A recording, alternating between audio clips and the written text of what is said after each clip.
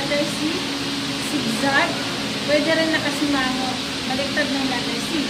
Nasa sa inyo na kung saan kayo hiyak. Ako kasi usually ginagamit ko letter C o zigzag lang.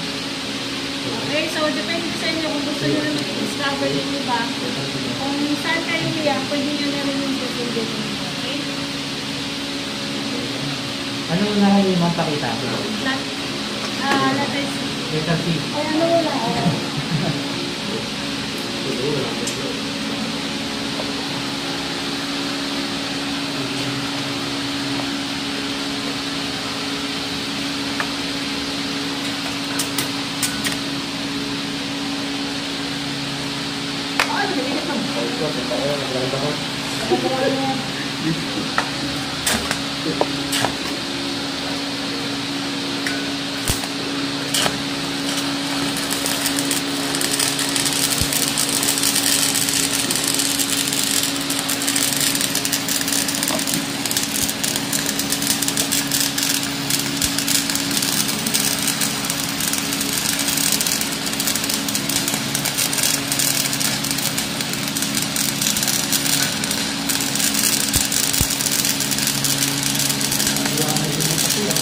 Pasigtag eh. Letter C yan. Ayan. Ito, zigzag.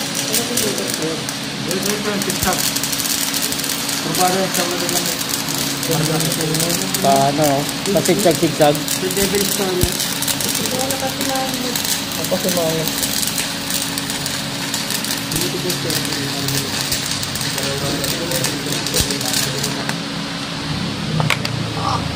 Very good.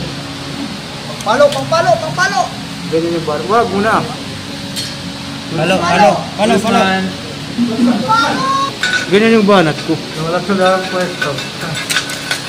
Ganda oh.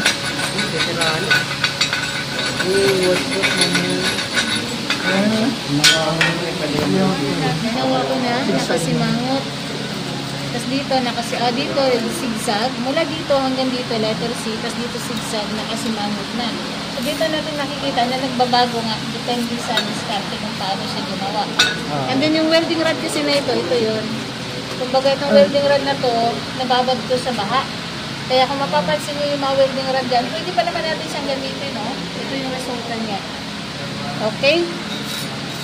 So next na gagawin natin ay horizontal.